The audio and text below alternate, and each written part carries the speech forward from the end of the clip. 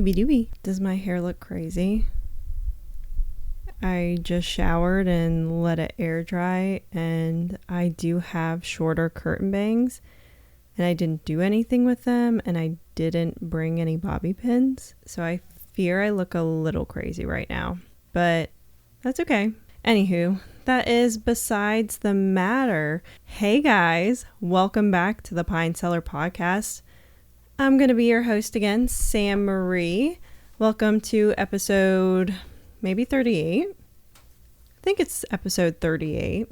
Gia said we'd skydive at 50, so I don't know if she's going to count the episodes she's not in as a part of the count or not. We'll have to double check with her on that one, but welcome back. I hope everybody is having a wonderful Thursday or whatever day you are listening to this. I hope you're having a wonderful week. Happy May, happy spring. And have we seen some spring showers? Oh my goodness, it's been storming here. Anytime it storms in the Wheeling area, it storms a little bit worse where we live. When it's storming, it's really storming up there. We lose power all the time. We're surviving though. It's okay. We enjoy the rain. I enjoy the rain as long as I've made it back home from work and I don't have to drive through it. Thankfully, I've been working a lot closer to home. I'm only like a 20-minute drive away, 20 to 30 minute, depending on where exactly in that city I am, as opposed to an hour and a half, 2-hour drive to work every day. So that has been a lovely little surprise, a lovely little addition to my May, is that I'm working much closer. Hey, let's throw it back to the old days.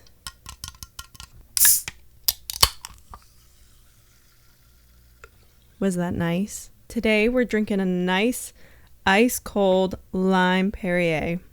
Huge fan of sparkling lime water. Even bigger fan if it's Perrier. Sorry, Q, I just hit Q. Oh, and how dare I not introduce our other co-host, although he does not speak and doesn't contribute much to the episodes. He is there for his aura, his vibes, and that is Q-Dog. So Q-Dog's here too. But yeah, I hope everyone's doing great this month so far. I'm getting really excited for the warmer weather. Summer is upon us, people. So anyways, it is Thursday, May 8th. It's 6:47 at night. I am filming this and Brian is hopefully just getting home, starting to cook dinner for us. So I'll have a lovely little dinner when I get home. But today we are going to do a quarter year reading wrap up episode. I wanted to film this as a vlog and then I was like, why don't I just make it a podcast episode? Because you could easily listen to this on audio and it would make sense. And normally we shoot in like better lighting, 4K for this. So I was like, why don't I make it a podcast episode? Now it's not really the quarter year anymore. I guess it's the third of the year. We're a third of the way through the year, so a third of the way reading wrap up, but quarter year wrap up just sounds better. So we're a little bit late to that, but we're just going to count everything that I've read up to this point. And it's going to be a little different than when I prepped this because I did finish another book, so I'm going to add that into all my tallies and things. But yeah, welcome to a little quarter year reading wrap up. This is where I'm at in my reading goals for the year, what I've read, how many 5-star reads I have so far. So yeah, let's get started. So as of 2 days ago, so like the first week of May, I have read 19 books so far this year, 4 of which were audiobooks, but of course we're still counting those. There's a big debate about audiobooks. Do you count them in your goals, etc., etc.? But I travel quite a bit for work, and a lot of that time that I would be traveling, if I didn't have to do that, which currently I don't have to do that, and I am getting to read more because of that as a result. So when I'm driving, to keep me up in the mornings and on my way back, I listen to audiobooks. And realistically, if I didn't do all that driving time for work and I was just at home reading, I would read books way faster. It's so much slower listening to an audiobook because the voice actors, you have to really listen, and we all talk a little bit slower. I mean, some people do not talk slower than they read, but the majority of us don't talk as fast as like I would read a book. So I count them in my goals. If you don't, that's okay. We can have different goals and different standards for our goals. But so I've read 19 books, 4 were audio, 12 new authors read. Now, as far as genres, I read 12 romance, 3 fantasy, 2 dark romance, 1 historical fiction, and 1 literary fiction. It was, okay, these calculations are not going to include my most recent read, but at the time when I was still at 18 books, it was 7,483 pages read. It's probably closer now to 7,800 pages read. I think the book I just read was probably close to 400 pages. And amongst that, I have now officially found 3 5-star reads so far for 2025. 5 out of 5 stars. So yeah, let's get started. I started the year off reading Fragile Sanctuary by Catherine Cowles. This is a part of the Sparrow Falls series. They are technically an interconnected standalone series, but my understanding is most people will read all the books. When it's an interconnected standalone series, it just means you could read any of them out of order, but there are going to be characters, stories who are going to be spoiled if you read the second one before the first, because there's a found family aspect to the books, and so they're going to make appearances in the next book. So if you skip it, you're going to have their story spoiled. But I mean, how big of a spoiler is it? They're romance books. That is their genre. They're small town romance books. How much of it's really going to be spoiled? Like, obviously, when you meet the 2 main characters, you know how it's ending for the most part. Like, they're going to end up together. I've yet to read a romance novel where they don't end up together, because I don't think it would be considered romance anymore if that happened. So you could read them out of order and understand it. But again, this is a romance novel, small town, but all of these books in the Sparrow Falls series have a little bit of mystery undertone to them. So there's some plot twist that's going to happen. There's some murder mystery, suspicious activity that we're going to get to the bottom of by the end of the book. And there's a lot of topics of trauma, trigger warnings for these books. The characters have been through a lot, so we go through those things. Sometimes it's like little flashbacks, sometimes it's just talked about, sometimes it's happening. So if you are somebody who likes trigger warnings, who needs trigger warnings, the Sparrow Falls series is going to be one that you're going to want to take a look at that. Yeah, so it's set in the small town of Sparrow Falls. The series follows different siblings in the Coulson family. Some are born into this family, some are brought in from bad circumstances, some are adopted, some are fostered. So they're not all blood related, but this group of siblings. And throughout Sparrow Falls series, each sibling's essentially going to get their own book at some point. So this one we're following Rhodes Sterling, who is found family to the Coulsons. She's best friends with one of the sisters of that family. And then we're also following Anson Hunt, who is one of the Coulsons' brothers' best friend. So it's almost like a brother's best friend trope, but again, they're not blood related, but they're emotionally siblings. What I liked about this book was it was a really easy read. I enjoyed the romance. Chemistry was good. There is a little bit of spice in these books, but nothing like crazy, like maybe a chapter or 2. But yeah, I enjoyed it. It was a pretty easy read. What I didn't like, though, was there's some pretty unrealistic turn of events and reactions that happened towards the end. Like, it was almost getting so much trauma dumping and so much crazy mystery happened that it just didn't make sense in this small little town that all of these things happened and how the characters reacted. It just got a little silly to me at the end, but it was still fun. I gave it a 3 stars. I would recommend it if you were looking for a fun little palate cleanser. You just finished a 8-book fantasy series novels and you just want to get into something a little bit lighter and easier, you could read one of these. Covers, the books are stunning though, so they're a great addition to your bookshelves as well. And so then the second book I read this year was Throne of the Fallen by Carrie Maniscalco. This is a part of the Prince of Sin series. This is the first book in that series. Also kind of an interconnected standalone. I believe that is the intention with the Prince of Sin series. so you don't necessarily need to read all of them, but I mean, this is the first one out, and only the second one is out so far. It's a romantasy.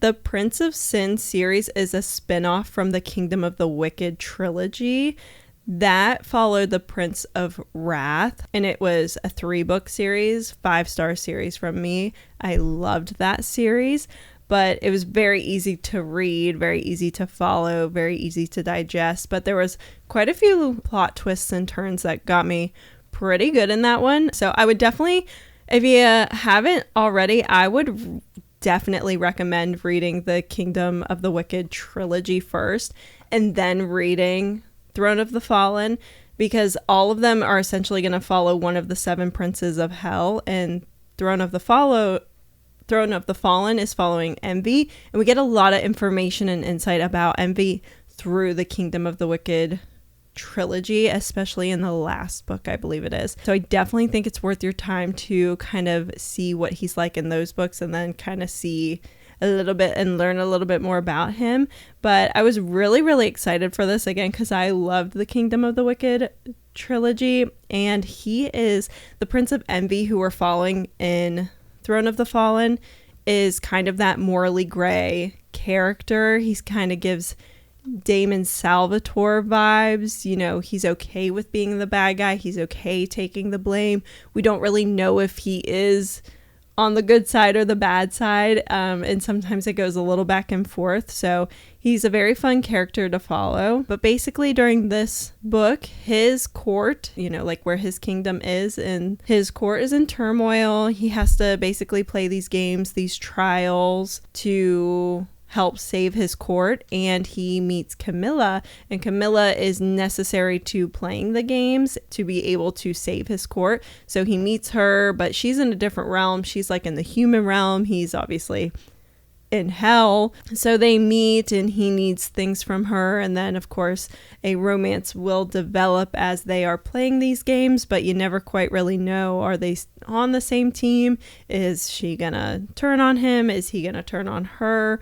Where are they at? And so it's kind of, they have to work together, but you know, at some point they're not. At some point their goals are no longer going to align with each other. But so it's a really fun book to follow. I love any book that has trials or games. What I really liked about this book was the world. I love the world that we're in. I already understood all of it from reading Kingdom of the Wicked, so it was so easy to get back into this book. The games, I love the games. It was fun to understand Envy more and understand him from his point of view rather than other people's points of view. And the mystery of Camilla. As we learn about Camilla, learn things about Camilla, it was very fun to learn about that. What I didn't like, it dragged in the middle for me. Like, it probably could have been 70 pages shorter to me personally, and there were some spicings that were just like long and cringy, like a whole chapter long. If your spicing is a whole chapter long, I'm not reading it because that's crazy. But it was just a little long and cringy to me. I did write down a quote from this book, my favorite quote, and it's, "She couldn't lecture him on only seeking sunshine and completely forgetting that the world also needed rain to thrive." So it was written beautifully. I gave that a 4 stars. It was good, but it didn't quite meet my expectations of what I thought for Envy's book, but that's okay. I've heard a lot of good things about the second one, so I'm definitely excited to get into that one. Again, I think it follows the Prince of Gluttony, and he has a romance with like this journalist who writes gossip about him, I think, something like that. The next book I got into was A False Start by Elsie Silver. This is a part of her Gold Rush Ranch series. This is book number 4, and it is the last book in that series. At this point in time, I had just read that fantasy, and then I had just read Fragile Sanctuary, which kind of took me a little bit to get through. So I wanted something easy, lighthearted, fun to read, and that is what an Elsie Silver book will do for you. It's a small town cowboy romance set on a ranch. There's major found family vibes. It's book 4, so you're excited to see all the characters you've already met before, and you've been waiting for the romance between these two characters for a couple books now, because again, you've seen them pop up in the other books. This is actually her first series. Her more popular series is her second series, which is the Chestnut Springs series. We're following Nadia, who is Stefan's little sister. Stefan is from The Front Runner, which is book number 3 in this series. She is his little sister, and we're following her love interest. The male main character is Griffin Sinclair, who is Stefan's best friend, another brother's best friend trope. What I liked was the setting, the found family, seeing the main characters grow. They go through a lot of different things, and they kind of help each other grow through those issues that they're going through. But what I didn't like was I was just kind of indifferent towards the romance. It was age gap, and sometimes when they do age gap, they mention it a little bit too much about the age gap, and it makes me a little uncomfortable. So I mean, it was fine. It was a fun little palate cleanser. I gave it 3 stars. If you're looking for a little cowboy romance, it's a great time.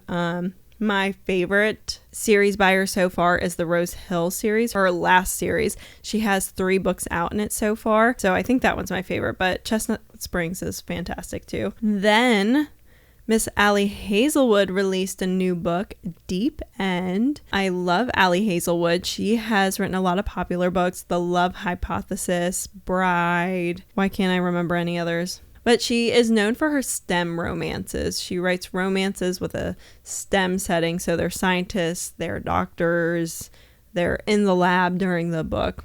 But this time she wrote a standalone STEM and sports romance. We are following Scarlett, who is a competitive diver, and Lucas, who is a swimmer. But like a lot of their practices overlap because they're using the same pool for practices. There was a lot of discourse on this book because this was marketed as her spiciest novel yet. So it was almost as if everybody who really likes reading spicy books was disappointed in the lack of spice, whereas people who don't read books with spice at all, or spice with like 1 chapter of it, were unhappy with how much spice there was. So there's a lot of discourse on between that. But what I did like about this book was there was a lot of therapy representation, and they noted how therapy is quite a privilege to be able to afford and to go to, and that if you can, you know, it's a great thing to do. But they also know, of course, like this is not accessible to everybody. But I really like that realistic representation of it. They actually have scenes from the therapy sessions that Scarlett has. Obviously, Allie Hazelwood's writing's going to do it for me every time. Her writing style, it's just so bingeable, edible, easy to digest. And I also really liked Lucas's patience and communication style. He was very open, honest, good about communicating. What I didn't like was they kind of created this like uncomfortable beef between 2 female main characters that was just so completely unnecessary to the plot line, I thought, because I had underlined this quote about in the beginning when the female main character is talking about this other female character in the book, and it's really like hyping up female friendships and what it means and what this person means to her, and then at the end of it they're like beefing and fighting over drama that doesn't even make sense. And I didn't love that. I don't love, like, when the girls are beefing, like, I think they should just be friends. Like, let's just make them friends. And I also enjoyed the romance between the characters, but it almost felt like if they didn't share the same kink, which is kind of what the book surrounds itself on, if they didn't share that and they never found out about that, it almost feels like they never would have ended up together.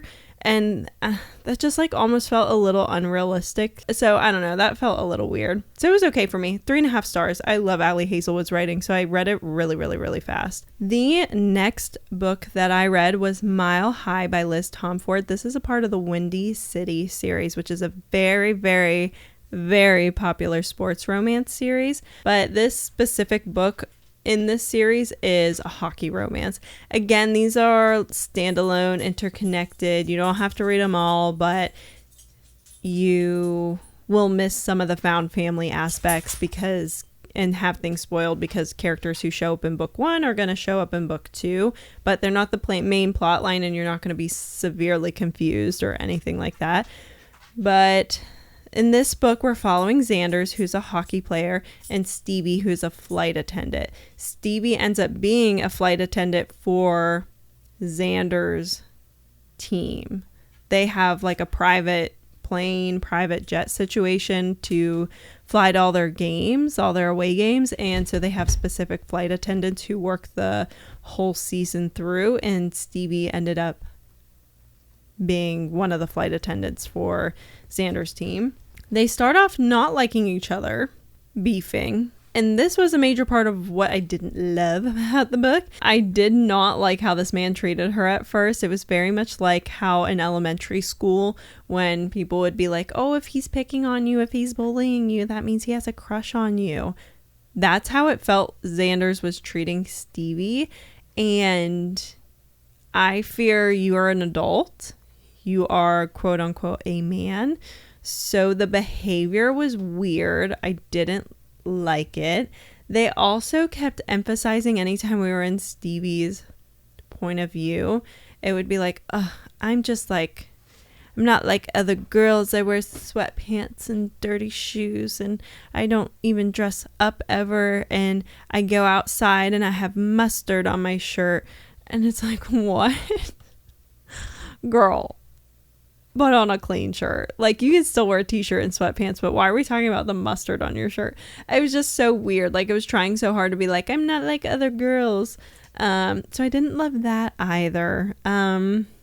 But the romance between the two characters was actually good, like, once we got to the romance. So I enjoyed, like, the last 25% of it. I gave it a 3 stars because, I mean, it's like it's very easy to read. I read it very fast, very digestible. I just didn't love everything about it.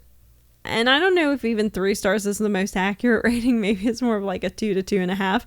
But listen, reading is not my job. Reading is my pastime outside of my job.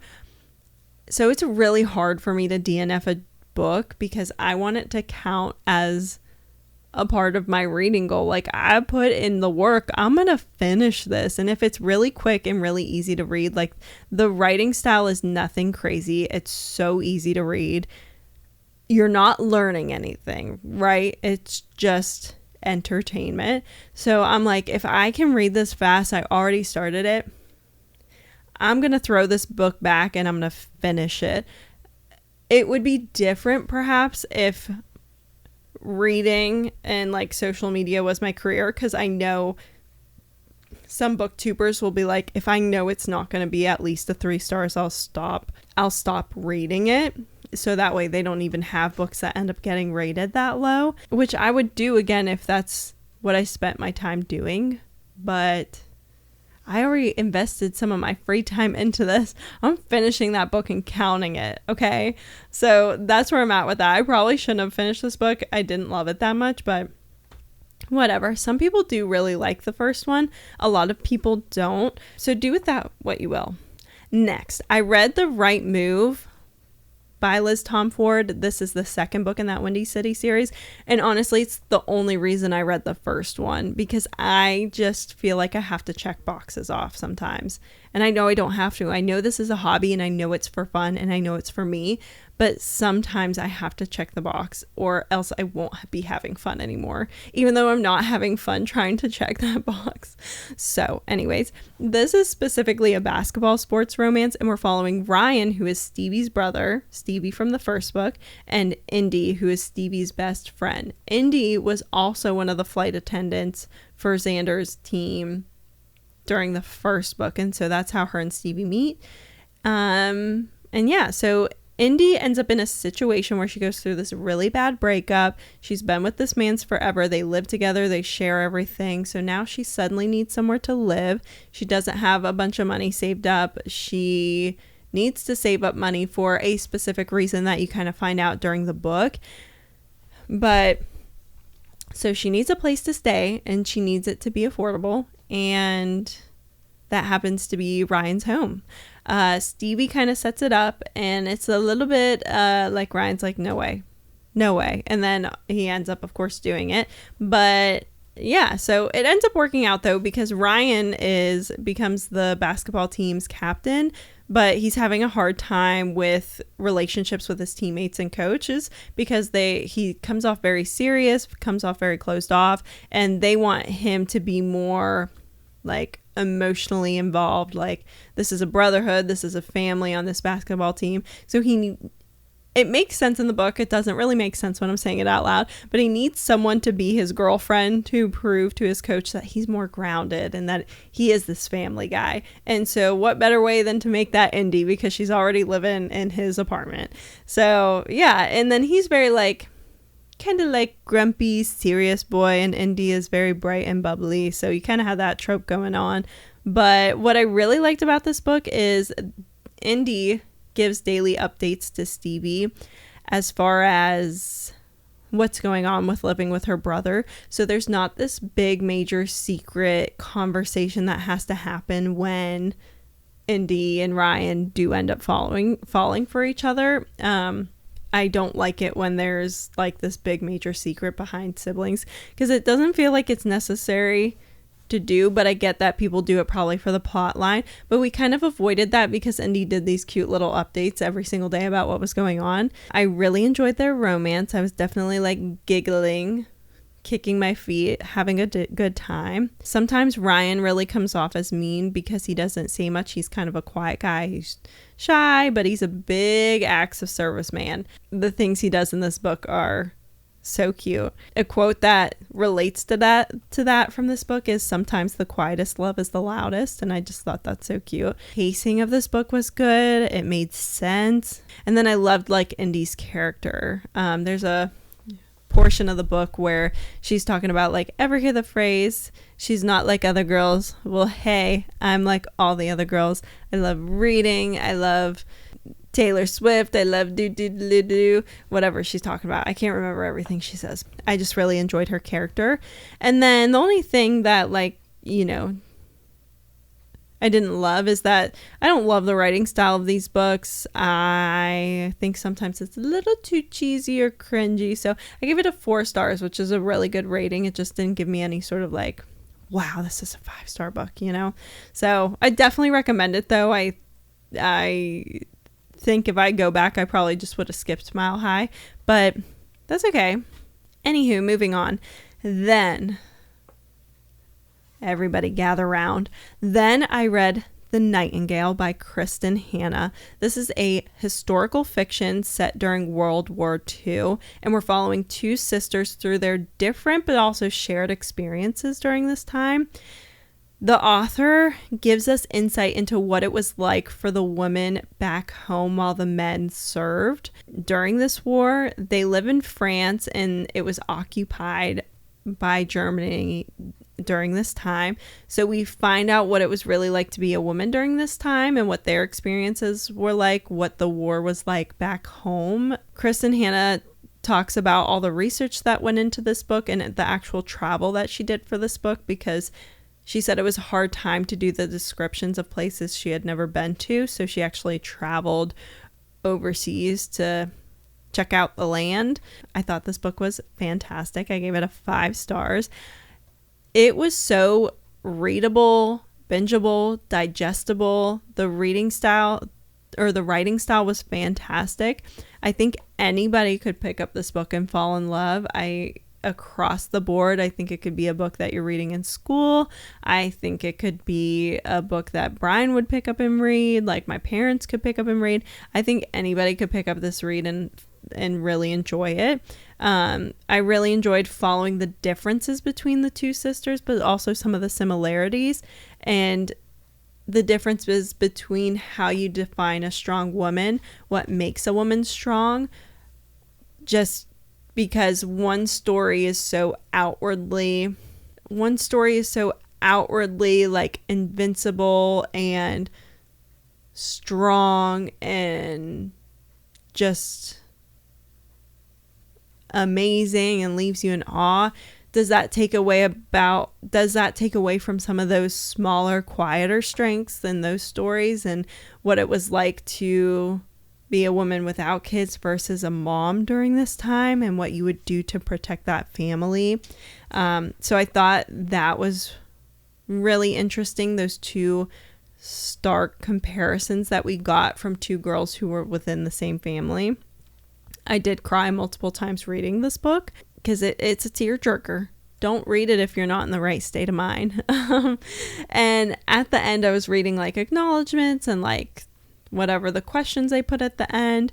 And one of the quotes from the book is, "Does one follow a leader blindly?" And I think that is good food for thought for all of us. And it also says, she also asks, "When would I as a wife and mother risk my family and my family's lives, my life, to save a stranger?" And I just think that's a good point, because I think it's very easy to say like, oh, I'd be like this sister and I'd go and fight this war and I'd, do this, this, and this. And because a lot of the resistance through that war would have been considered illegal, and that's punishable by death, punishable by whatever measures they deemed necessary. And so I think it's easy on the outside looking in being like, yeah, that's the person I would be. But have you ever really thought of it as a mom? And I'm not a mom, so I don't know. But I mean, I love my dogs, like, okay, that's crazy. But I'm not a mom, and I don't know what that relationship and that bond is like from the mother's perspective. But like, I know how much I love Gia, and I know how much I love Brian, and like, what is it that I'm willing to do to put their lives at risk?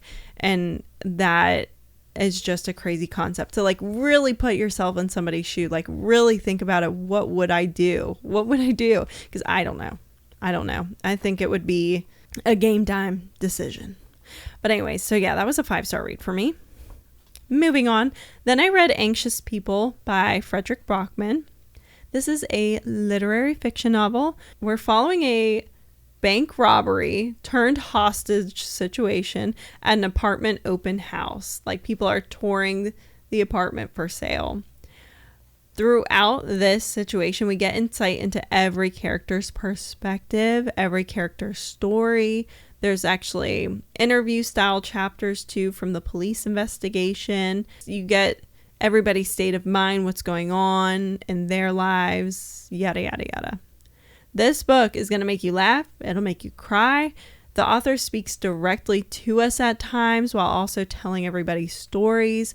He calls us out as the readers on our bullshit and makes us think a little deeper about our actions and how they affect others. To quote the book, he says, "You probably have someone in your life whom you'd do something stupid for." Yeah. So it's kind of the same idea as like reading The Nightingale. Like, you look and judge so heavily from an outside perspective, but what would you really do? Again, like, think of your loved ones, think of your favorite human beings in the world. Like, what are you actually going to and willing to do to keep them safe, to keep them fed, to keep a roof over their home? What are you willing to do? Because loving another human being is crazy and massive. And I think, again, it's so easy to judge people, but sometimes they just thought they were doing the right thing for the people they love. So just another example. I really enjoyed this book. I gave it a 4.5 stars. I enjoyed the writing style, but at the same time, sometimes it took me out of the story and it made the story drag for me a little bit, only at times. Like, this is a near perfect book, but just sometimes I wasn't as emotionally invested in like maybe one of the characters, or like sometimes the police interviews were a little bit hard to follow, but it made sense. Like, sometimes they were incredibly frustrating, but then when you get to the point of the book, you realize why it was like that. So sometimes the writing style that I enjoyed, sometimes it took me out of the book too much. So that's why it wasn't a perfect 5-star read for me. Next, I read Wild Side by Elsie Silver. This is in the Rose Hill series, the series that I was saying was my favorite one so far. Number 3, small town, cowboy romance. Well, okay, this one's not cowboy, but it's a small town romance. And we're following Tabitha and Reese. We have seen these characters pop up in previous books. Tabitha is one of the girls. She's friends with the girls of Rose Hill, the girls from the last 2 books that we've read.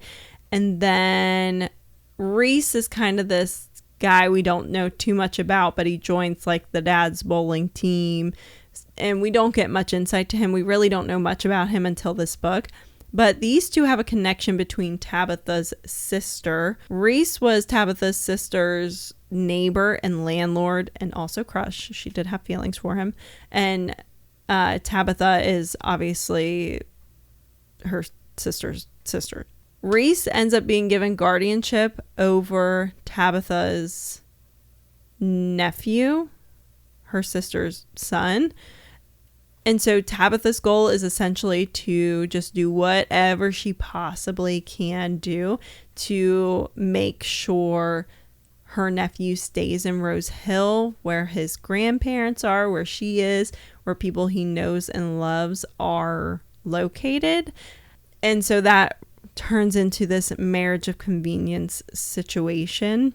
This was a very easy read, palate cleanse read, fun to read. But I really just like wasn't invested in these two characters. I don't know. I just didn't really like it. Didn't make me giddy. It wasn't making me giggle or kick my feet. So I just wasn't like super into the romance, which is okay. I was really into the other two. Like the second one was my favorite one. And I really enjoyed the first one. So not every book is going to be for you, but he's also like a WWE person, like a wrestler. That's his job, and that's kind of the reason why Tabitha's doing everything she can to keep her nephew in Rose Hill, because Reese does not live in Rose Hill. He lives wherever WWE is filmed, and there are portions from that really give me the ick. There's like this moment where he's recording a promo and it was uncomfy for me. And then like there's like different mask situations. Wasn't a fan of those. So I give it a 3-star. Like I love Elsie Silver. Just her writing style is so easy to binge. So it's just like a nice, quick, easy little read you can do truly in a day or two. So yeah, it was fun. It just, their romance wasn't for me. Their romance was for a lot of people. Like I've seen people rate it 5 stars, but it just like didn't do it for me. And then I read This Summer Will Be Different by Carly Fortune. In this book, we're following Lucy, our female main character, and Felix, our male main character. Felix is Lucy's best friend's brother. Lucy and Felix, have this meet cute. They meet before they realize their relation to one another. They don't know who each other is as far as their person they are acquainted with. Felix's sister, Lucy's best friend, they're not aware of that when they meet. And so they like hook up, they have this fling, blah, blah, blah. And then the next day when, you know, she's meeting up with her friend and meeting her family, her friend's family for the first time, then she realizes that Felix is her best friend's brother. So yeah, it's another like best friend situation, best friend's brother. But yeah, this was a really fun read. I loved the setting. It's a northeastern summer romance, and that situation is going to do it for me every time, talking about lobster rolls and clams and the beaches and the weather and the little local shops. Like that setting is gonna do it for me every time, period, end of story. I loved their chemistry and the romance between Lucy and Felix. It was so bingeable. The writing style was great. It was true escapism for me because I was reading this book during a crazy time in April, and well, maybe it was March or April. There's some crazy stuff going on at home though, and this book removed me from it, had me giggling, etc. But what I didn't like about this book, why it wasn't a 5-star, was I didn't like the secret from her best friend. It felt unnecessary. It felt like we could have communicated better at some point what was going on. I don't love when we're keeping secrets from people we're calling our best friends. And sometimes it was cringy, like sometimes the way something was described or, you know, whatever it was. Sometimes I was like, ew, just like a little eat real quick. Sometimes that happens in these romance books. But I gave it a 4.25 stars, which can be a little bit picky, but it's my rating, so get over it. The next book I read is a little outside of what my norm for reading would be, and that is Lights Out by Nevessa Allen. This is a dark romance, but make it comedy. And I listened to this on audiobook. I was looking for whatever was like free on Spotify, but I was also doing something dangerous and I was looking while I was driving. And so I picked up one of the first recommendations that I've heard something about because I did not need to be scrolling through Spotify looking for a book and reading descriptions while I was driving. So I just chose one of the first ones that I'd heard something about, but we're following Allie, who's an ER nurse, and Josh, who makes masked TikTok thirst traps. Yep, I said it. He makes thirst traps on TikTok with like the Scream mask on. And basically Allie, she comments on most of his posts and they have a common connection. They don't know each other, but she like hooks up with Josh's roommate, and Josh's roommate is also Josh's best friend, and she messages her hookup, Josh's roommate, one night and is like, hey, wear one of these masks the next time we hook up. And he was like, yeah, no, that's not for me. Josh finds out about this though, and he's like, oh, maybe she'd be into this. And then he sees that she's commented on all of his posts, so he decides to test out if she really means it by doing some suspicious dark romance type of things. And there ends up being other conflicts, mysteries to solve, mafia mob vibes, etc. And it's just like a good potato chip type of time, like it's a little silly. It's no work of art. It's not this literary work of art that we're going to be talking about like the classics for years and years down the road. It's a potato chip book. Like, this is pure entertainment. It is just like watching TV and sitting down with popcorn. That's what this book was. It got me through my drives for work. I gave it a 3.5 stars, 3.5 stars. It was a good time. I loved the audiobook narrator for Josh. He was so like funny and silly, so I liked that part of it. I don't know if I would have enjoyed this book as much if I didn't listen to it on audiobook, but I fear we'll never know because I'm not going to reread it. And yeah, I like that there was no beef between the roomies, like between Josh and his roommate, because there was no need for there to be beef, and Nevessa Allen recognized that, and so she didn't do it. Thank you, ma'am.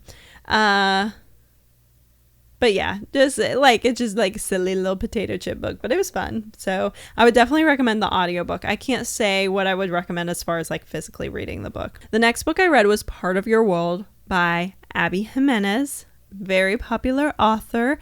This is a part of a little like trilogy series, and I think again they're all interconnected standalone, so you can read all of them, you can choose not to, but again, as I've said before, we know how that works.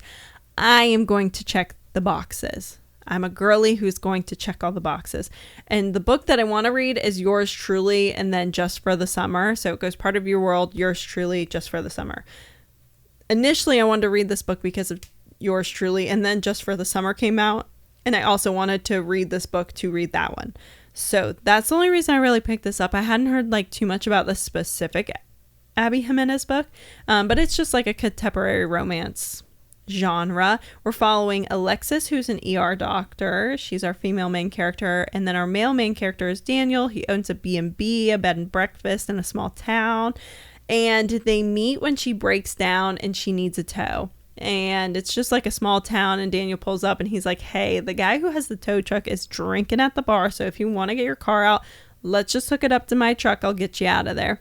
And then they end up like at the bar together, the drinking, a night happens, and then it ends up being this sort of like hookup situation. She'll drive in to see him, have a good time, but there is an age gap and she is the older one. And so she's like, this is just like a silly little fun time for me. Like, this isn't going to be anything serious. She just got out of a serious relationship that was emotionally abusive. And so yeah, she's just like, this is just like this is just me coming up for air for a little bit of time, but this is not serious. It's not going to be anything serious. But because of that, they start developing feelings, and you can like see it between the two characters. And even if they weren't developing feelings, there's just situations where the female main character treats the male main character so bad. Like if the roles were reversed and it had been the other way, like the girlies would have been mad, you know?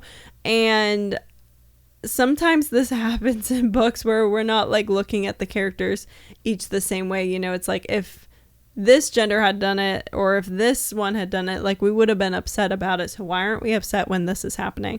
But you can kind of like, as the book goes on, you can understand why she was doing those things. But like, just because I can see from this perspective doesn't mean that I think I would treat somebody so terribly. Like there's a point where she pretends not to know him, and it's just like, ugh, it's just not good. But when they were actually being romantic and blah, blah, blah together, I loved their romance. I loved their chemistry.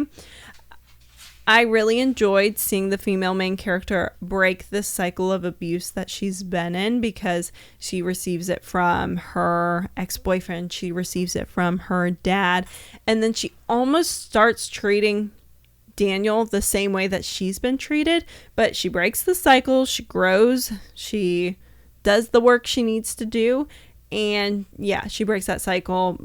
That's what I enjoyed. I did not enjoy when she was being unkind. Period. And then her best friend was like a real one during this, like being realistic with her and being realistic with Daniel, and like her best friend's communication style, like her real best friend, the one that's also a doctor, not the ones that are like her friends because of money and living in the same neighborhood, because they suck. But her real best friend from the hospital, she was a real one. I really enjoyed her character, but I gave it like a 3.75 stars, maybe even like a 3.5. Just like wasn't the one for me, but her writing style was enjoyable. The next book I read the next book I read was Once You're Mine by Morgan Bridges. This is a dark romance. This was an audiobook that I listened to. I needed to get through a 9-hour drive, and so a book was the only way I was going to do it.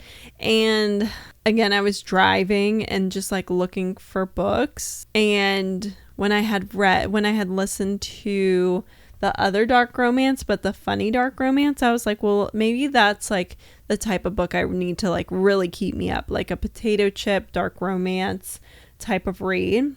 So again, I was driving though. I didn't need to be reading a whole lot of descriptions. And there was this one dark romance that I had seen trending, and I cannot remember the name of it, but the audiobook on Spotify was in another language.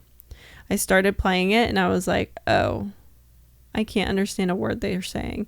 And then I looked at it and I was like, oh, it's because it's in a fully different language. Like I truly thought I was having a stroke for a minute. And so then I picked this one because it was like, you scrolled down and it was like, if you like this, you might like this. And so I clicked on this one and started playing it. We are following Hayden and Callista. And Hayden is a lawyer and part-time murderer. And Callista is a socialite turned minimum wage worker after her father's death. They know each other because her father had gone through this whole court case situation, and Hayden was one of the lawyers against her father, I believe. But so she ends up hiring him to look into her father's death, unaware of how involved he is in the whole situation and what he knows. She works at like this little coffee shop, and they have a few bump-ins there, and then she can't afford to keep hiring the private investigator to keep looking into her dad's mysterious death. And then so Hayden offers to look into it, I believe just like free of charge. I can't remember what the deal was that they made, or I can't remember too much of the plot if I'm being honest. But it is kind of like a stalker romance, and there are some silly little things that happen during this book. It's like there's just the female main character is so, I guess, naive or like airheaded, and it was just such a silly little read, like such a silly little book. I truly only gave it a 3 stars because it just kept me like locked in for that 9-hour drive, and that's all I can ask of an audiobook, is to keep me awake and alive for my big girl drive. So it's hard to say if I would like recommend it. I don't read a whole lot of dark romance, but the plot was lacking in this book, and there was a big like plot twist, page turner at the end of the book, and I haven't even thought about picking up the second book. So, and I won't unless like I'm in dire need for an audiobook, but maybe I'll like prepare ahead of time and pick my audiobook, you know, before I'm like actually driving. So I don't know if I'd actually recommend that, but do with that information what you will. The next book I read was The Serpent and Wings of the Night by Carissa Broadbent. I have been wanting to read a book by her for so long, and I wanted to read Daughter of No Worlds. Can't find that anywhere. I don't know if they, because it's not a new release, like that shit has been out. I don't know if they're redoing the covers, maybe, because sometimes when they redo the covers, they'll take all the old covers like off the shelves, and then they'll once the new covers come out, it's kind of like a new release table, like they'll put it out and advertise it again. That's the only reason I can guess, because I've seen other people who are saying they can't find this book anywhere. And maybe it's just like it got popular on Book Talk or something. I'm not sure, because I thought it was way more popular like a year or 2 ago. Yeah, so I couldn't find it, but we could find this book. So I read The Serpent and Wings of the Night. This is a part of the Crowns of Nyaxia series. This is book number 1. It is a vampire romantasy. We're following Oriah, and forgive any of my pronunciation, because I read this book. I did not audiobook it, so I don't know how anything's pronounced. But our female main character is Oriah. She is a human that was raised in vampire territory as the daughter of the Nightborn vampire king. She enters a tournament called the Kajari because the winner is granted a wish from the goddess, and her goal is to become as powerful as her quote-unquote dad, the vampire king. She wants to be his like equal, and the goddess can give her that power if she wins the Kajari. So there's trials, which are always a good time. There's games, and we love to see that. So then she meets Rain, who's our male main character during the Kajari, and they become unlikely They become unlikely allies. Rain is kind of like the enemy of her father because they are a part of different vampire like breeds or societies, and I can't remember what each is called, but they're part of like Rain's vampire clan used to be on top until Oriah's vampire father came into power, and so now his are, and Rain's are no longer in power and, you know, aren't treated as well as a result.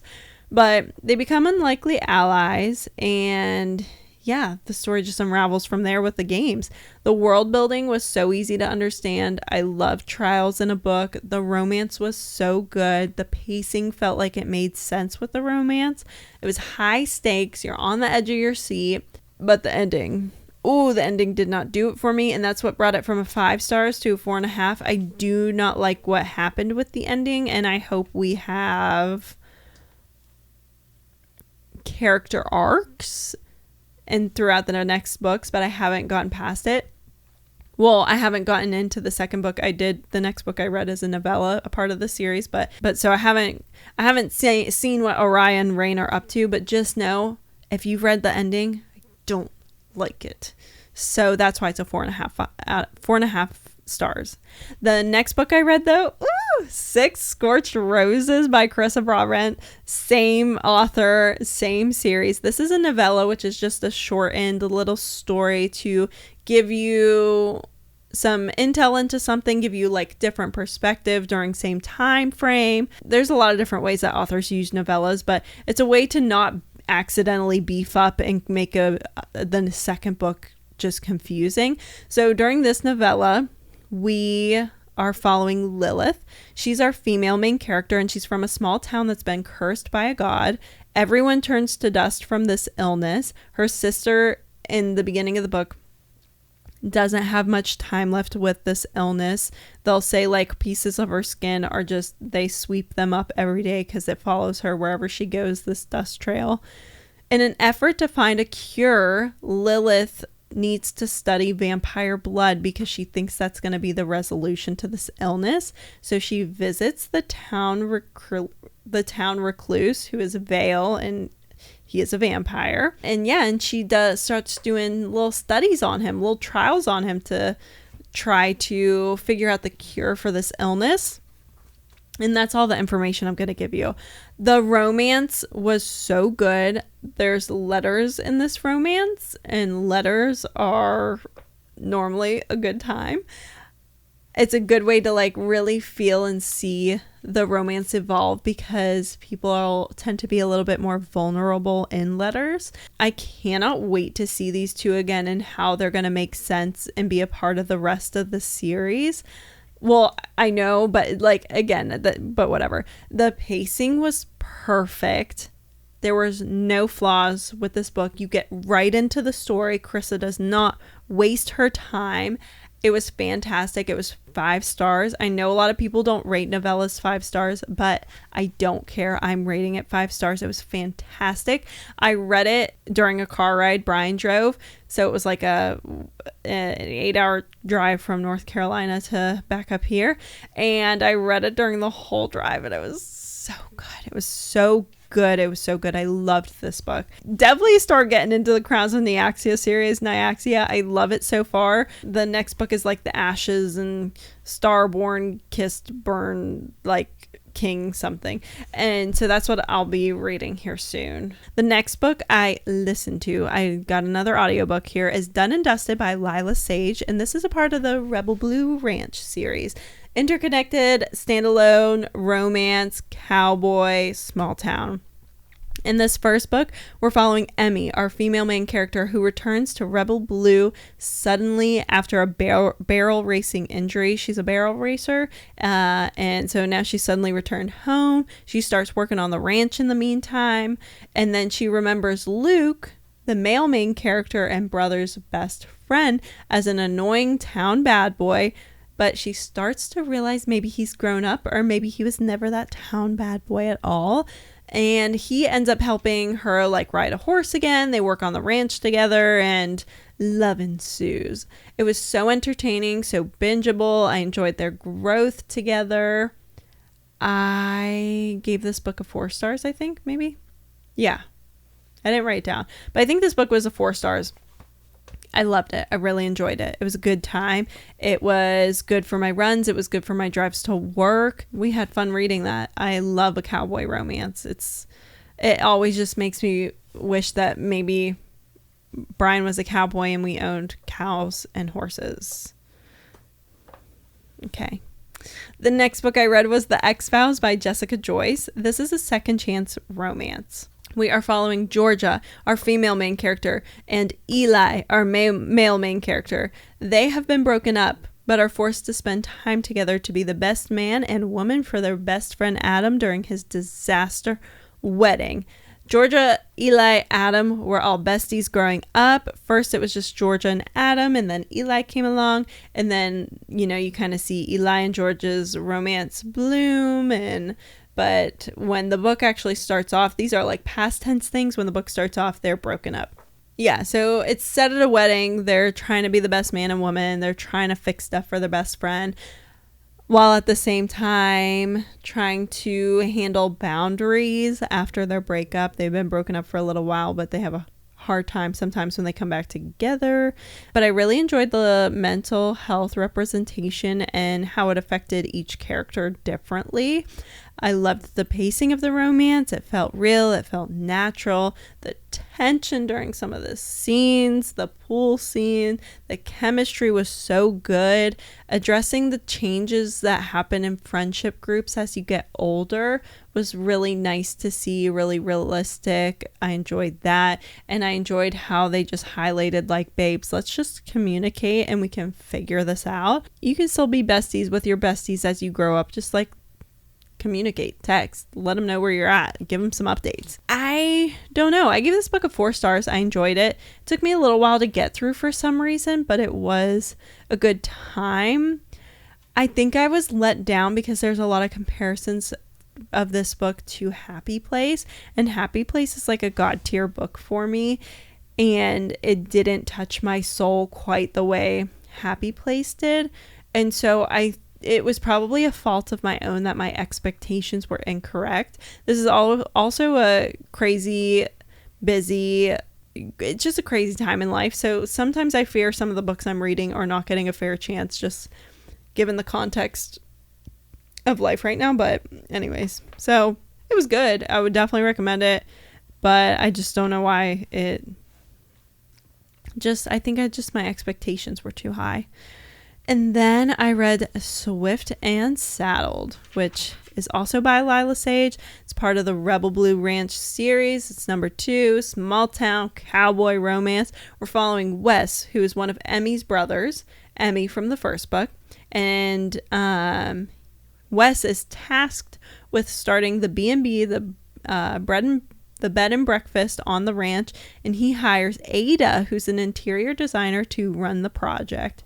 They accidentally meet at the bar before they know who each other is and make out before realizing. It doesn't go farther than a make out, but because of that, of course, they go to work the next day, figure out who each other is, and that leads to a little bit of awkward tension. But throughout it, the romance will ensue, and it was a good time. Another little potato chip. It was cute. It was fun, digestible. I liked how they didn't make the boss to employee the main issue, because it really wasn't, considering people are self-employed. It's not like a true boss to employee, and I like that it didn't need to be an issue, so Miss Lila Sage did not make it an issue, and I enjoyed that. I didn't like how long it took her to realize she could have a man and a career, because that's a big problem point in this. And yeah, it's you can have it all as long as you communicate. Communicate. You can be a career girly and a lover girly at the same time. It is possible. Just talk to your mans. It was never a problem for the mans, so why are you making it a problem? But again, that might come from past traumas of previous relationships, but it's just use your words, girly. But I give you the 3 stars because of that, and it was just a fun, easy, little bingeable potato chip read. Well, I didn't read it. I listened to the audiobook, but same thing. Yeah, and the audio narrator for Wes scared me. I was, in fact, scared of that man. I didn't like that he sounded mad at me the whole time. And yeah, I maybe would have enjoyed it more if I read it. So a little bit of a different situation from earlier. I think I would have enjoyed it more if I just read it. But, I needed something for work. I needed something for my runs. And then lastly, I read Welcome. Oh, wait. That's not the title. Oops. I read Great Big Beautiful Life. I have it right here. Take it all in if you're watching the video. I read Great Big Beautiful Life by none other than Miss Emily Henry. And no shock here, it was a 5-star read. I loved this book. Emily Henry writes romance novels. She has some of my favorite books, Happy Place being one of them. Another one of my favorites of hers, Book Lovers, People We Meet on Vacation. Then she has Beach Read and Funny Story. And I love her books. I love them so much. We are following Alice Scott, who's our female main character. It's only her point of view, and Hayden Anderson, who's our male main character, but we're also following Margaret. So Alice Scott and Hayden Anderson are both authors. Hayden has a bit more of well-known work done, but Alice also is experienced. They both end up at Little Crescent Island, which is just outside of Savannah, Georgia in the book. And so that's where we're set. They're both summoned there, or they found themselves there to write a memoir about Margaret. But for a month, they're going to compete for who gets to actually write it. So they have set schedules, one gets Monday, Wednesday, Friday, Tuesday, Thursday, Saturday. And they're basically interviewing her, and whoever Margaret feels is going to do the story better is going to do the story. So we are getting the romance between Alice and Hayden, but we're also getting more romance from Margaret and her story, and just like learning all about it and all about their experience writing it. And it was just such an enjoyable read. I loved the romance. People were saying that this was not a romantic novel, and I'm at a loss for words because this was so romantic. I love these two characters. I love the romance. I love the chemistry. I love the communication. I love Hayden Anderson. This book was fantastic. I love Savannah, Georgia, so anything set there, I'm going to eat it up because I can see this book. Like, I know where we're at when I'm reading this book because I've been there, and it's one of my favorite places in the entire world. Sometimes I'm just confused. I think it's okay not to like a book. Like, not every book is going to be for you, but to say this isn't a romance novel is literally crazy. Like, it's so romantic. Oh my God. Let me see if I can find some quotes. But I love this book. I love Emily Henry, but this is easily one of my favorites along with Happy Story. It says, I feel like you're mine in a way no one else has ever been. Shut up. What do you mean that's not romance? What do you mean? That we love each other. That when he looks right at me, the world stops turning. Huh? What do you mean this isn't romantic? Hayden's saying that if we really care about something, we can decide to hold on to it. I prefer that version of the world, I say, smiling up at him. His arms ring around my waist, his nose scraping along mine. You do? I nod, the movement gliding our lips briefly across each other. It's yours, he offers. I laugh. Oh, I can have the world? Mine, he says. Yeah, you can have mine. Are you kidding me? This literally is so fucking romantic. So people saying this isn't romantic, like, I don't know what you wanted Emily Henry to do. She wrote you a romance novel and it's so romantic and you don't think it's romantic. Okay, I'll read one last more and then I'll literally shut up about it. But okay, that's the first time it occurs to me. I'm falling in love with him. Maybe it should scare me. It doesn't. I never want it to stop. Ugh, shut up. Welcome to this great big beautiful life. Thank you, Emily Henry. Thank you for writing this book. I loved it. 5 stars. This will be my personality trait for until she comes out with another book.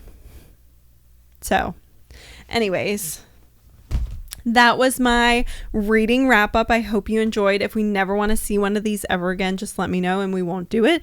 But I had a good time. My throat's a little bit sore and I have to go pick my next read. I'm having the hardest time picking my next read after reading this book because I love this book. And people will understand, like, when you read a 5-star, that's like pretty much a 6-star and it's like God tier and it just changes your life and it touches your soul and like scrapes your brain. It is so impossible to decide what you want to read next because it's like, what? I can't leave these characters behind. Like, I'm so invested in them and I want to know what they're doing tomorrow, the next day, and for the rest of their lives. But now I have to jump into something else and find some other people to bond with. And I don't know if I have the emotional stamina for that because I'm still heavily in love with these characters. And Hayden Anderson is one of my favorite boyfriends now. I love that man. And so that's where I'm at. Thanks for watching. Thanks for listening. Let me know if you need any specific book recommendations. I'll let you know if I have any that can, meet those standards. Pretty much most of the books that I talked about in this little podcast, I would say give them a chance, give them a read. But definitely the Crowns of Nyaxia series. Definitely Miss Emily Henry. Definitely Throne of the Fallen. Definitely Anxious People. Definitely The Nightingale. Those would probably have to be like, you have to like just read them, please. Literally just read them. Yeah. Oh, and This Summer Will Be Different. Absolutely, This Summer Will Be Different. You have to read that too. Those are the ones that I'm really saying, like, if you leave here today with anything, no, those are books that should be on your TBR. But yeah, thanks for watching. Have a wonderful rest of your week. weekend whenever you're listening to this. Have a great May. You will see me again before May is over, so don't worry about that. But yeah, thanks for watching, and I will see you next time. Bye.